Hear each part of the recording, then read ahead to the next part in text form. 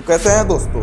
अरावली में हो रही तेजी से माइनिंग शायद देश को खत्म करने की सबसे बड़ी कारण हो सकती है। वक्त रात का 1 बज रहा है और हम यहाँ पर इसलिए बैठे हैं कि हम जो इलीगल माइनिंग इस एरिया में लगातार जारी है और रात में भी जारी है उसको हम ट्रैक कर रहे हैं, उसको हम इन्वेस्टिगेट कर रहे हैं। जिस लेवल की माइनिंग, जिस लेवल की पहाड़ों की कटाई हो रही है, उसे देख के लगता है हरियाणा, दिल्ली, राजस्थान, यहाँ तक कि गुजरात भी बहुत जल्द बंजर जमीन बन जाएगी। मैं जानता हूँ दोस्तों, ये मेरी बात आप लोगों को बहुत ही बुरी लगी होगी, लेकिन अगर ये माइनिंग कुछ सालों तक नहीं रुकी तो शायद ये हो सकता है जो मैंने कहा। और मैं ये भी दावे के साथ कह सकता हूँ, इस माइनिंग में सबसे बड़ा हाथ इस सिस्टम का है जो इसे रोक नहीं रहा। दोस्तों, मैं इस वीडियो में ऐसे 6 सबूत दिखाऊंगा जो सिस्टम के पर्दे करेंगे। मैं यहाँ पर किसी का नाम नहीं लूंगा, लेकिन समझदार को इशारा कॉपी। मेरा पहला सबूत है दोस्तों, ये अरावली ही नहीं है, और मैं कहूंगा ये सिस्टम की सबसे गंदी ट्रिक है। गवर्नमेंट और एजेंसी ने मिलकर एक नया गेम खेला, डिफिनेशन का गेम। इसमें बोला गया कि अरावली वही है जो 100 मीटर से ऊपर का पहाड़,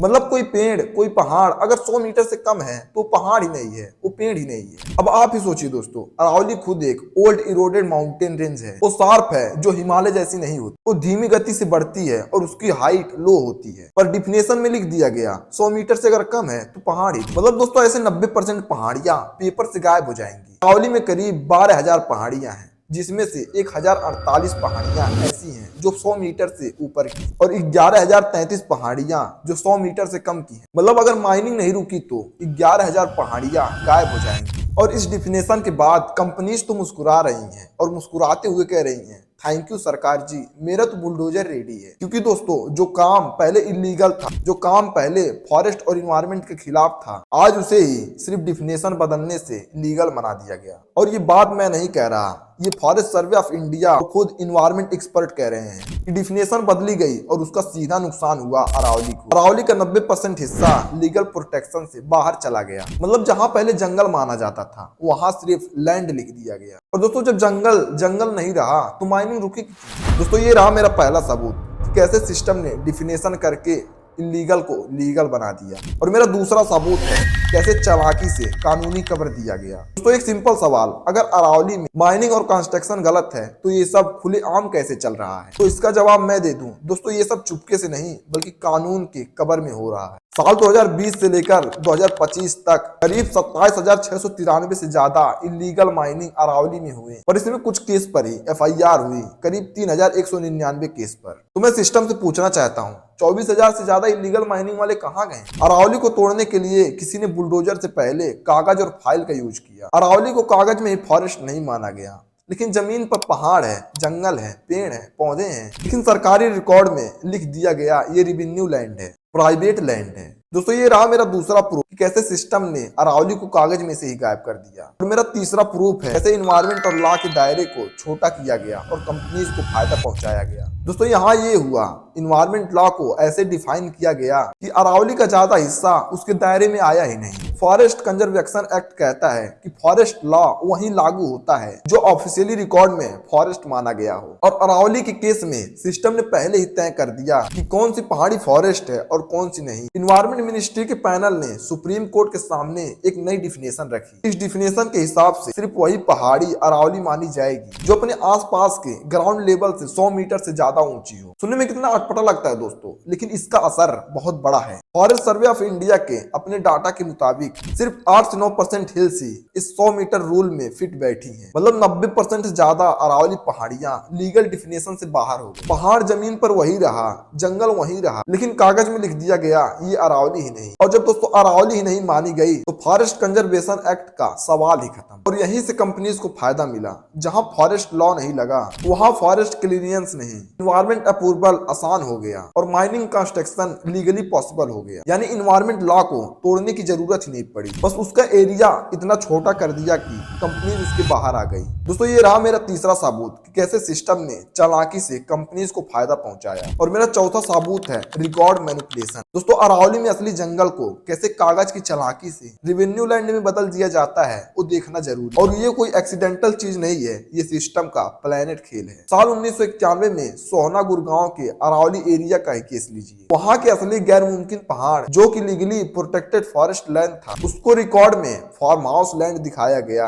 मतलब जंगल वहीं थे, पेड़ वहीं थे, पहाड़ वहीं थे, लेकिन कागज पर वहां जंगल एग्जिस्ट ही नहीं करता था। और दोस्तों यहाँ पर ये भी जानना जरूरी है, आखिर ये हुआ कैसे। रेवेन्यू ऑफिशियल और प्राइवेट डेवलपर ने मिलकर रिकॉर्ड को मैनिपुलेट किया और 12,000 एकड़ में टाउनशिप और फार्म हाउस बना दिया गया बिना किसी फॉरेस्ट क्लियरेंस के, और सबको लीगल दिखाने के लिए कागज में फॉरेस्ट लैंड को नॉन फॉरेस्ट लैंड लिख दिया गया। दोस्तों कहानी यही नहीं खत्म होती। साल 2017 में एनजीटी ने हरियाणा गवर्नमेंट से रेवेन्यू और फॉरेस्ट रिकॉर्ड मांगे ताकि ये पता चल सके कि एक ही लैंड का नेचर अलग अलग क्यों दिखाया जा रहा था। फॉरेस्ट डिपार्टमेंट बोलता है ये फॉरेस्ट लैंड है, लेकिन रेवेन्यू डिपार्टमेंट बोलता है नहीं ये रेवेन्यू लैंड है। मतलब सिस्टम खुद कंफ्यूज है या शायद लोगों को कंफ्यूज करना चाहता है। फिर हाल ही में सुप्रीम कोर्ट के ऑर्डर पर हरियाणा ने एसआईटी बनाई, यानी स्पेशल इन्वेस्टिगेशन टीम, ताकि इलीगल फॉरेस्ट लैंड ट्रांसफर और अनऑथराइज्ड रेवेन्यू क्लासिफिकेशन का इन्वेस्टिगेशन हो। मतलब दोस्तों कोर्ट भी ये प्रूफ चेक कर रहा है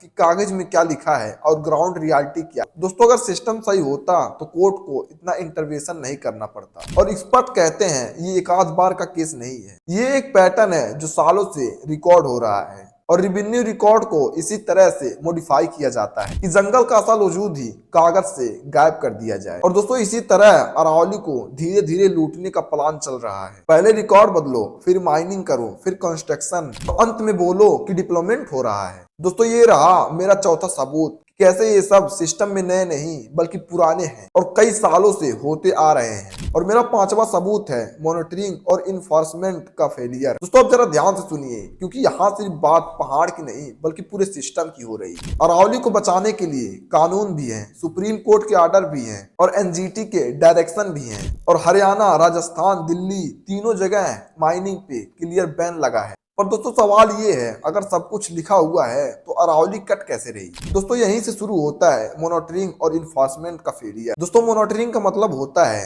रेगुलर इंस्पेक्शन, सैटेलाइट से नजर, ग्राउंड रिपोर्ट और टाइम पे एक्शन। पर रियलिटी क्या है, सुप्रीम कोर्ट और एनजीटी के रिकॉर्ड में लिखा है रिपीटेड डायरेक्शन के बावजूद इलीगल माइनिंग कंटिन्यू हो रही। जब कोर्ट बार बार बोले और फिर भी वही इलीगल माइनिंग चले तो इसका मतलब क्या है, या तो मॉनिटरिंग हो ही नहीं रही या जानबूझ के आंख बंद की जा रही है। हरियाणा के फरीदाबाद, गुड़गांव बेल्ट में, राजस्थान के अलवार, भारतपुर एरिया में कोर्ट के ऑर्डर के बाद भी पहाड़ का शेप बदलता रहा।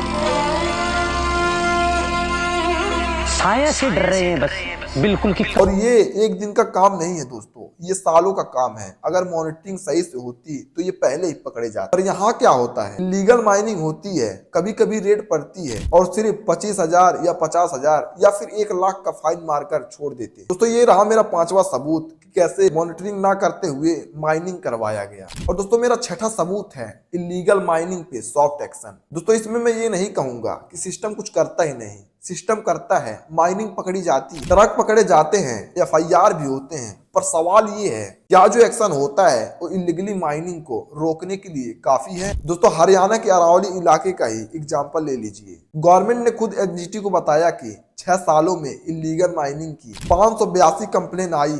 सोचिए दोस्तों 582 बार सिस्टम को ये पता चला कि कानून टूट रहा है। और सबसे चौंकाने वाली बात तो ये है दोस्तों, इन 582 केस में सजा सिर्फ एक केस पे हुई, यानी बाकी जगह क्या हुआ, माइनिंग पकड़ी गई पर काम फिर चल पड़ा। और ये कोई मेरा आरोप नहीं है दोस्तों, ये सरकारी रिकॉर्ड है। अब जरा राजस्थान की तरफ रुख करते हैं। यहाँ अरावली की डायरेक्शन में हजारों इलीगल माइनिंग के केस पकड़े गए, एफआईआर हुई, मशीन और गाड़ियां सीज हुई और करोड़ों का जुर्माना भी लगाया गया। सुनने में लगता है दोस्तों बहुत सख्त एक्शन हुआ, पर सच ये है इलीगल माइनिंग वहां पे भी नहीं रुकी। क्योंकि ज्यादातर केस में ट्रक पकड़े जाते हैं, फाइन भरे जाते हैं और कुछ टाइम बाद वही काम फिर शुरू हो जाता है। इसमें दोस्तों सिस्टम की नीयत पे सवाल उठाना शायद गलत हो, पर सिस्टम का तरीका यहाँ पे गलत है। तो दोस्तों सिस्टम से मेरा हाथ जोड़ के निवेदन है कि अरावली में हो रही माइनिंग को रोके, वरना अगर अरावली नहीं बची तो पूरा दिल्ली एनसीआर नहीं बचेगा। तो कैसा लगा वीडियो कमेंट में जरूर बताइएगा और इस वीडियो को ज्यादा से ज्यादा लोगों में शेयर कीजिएगा। और यहाँ तक वीडियो देखने के लिए बहुत बहुत शुक्रिया।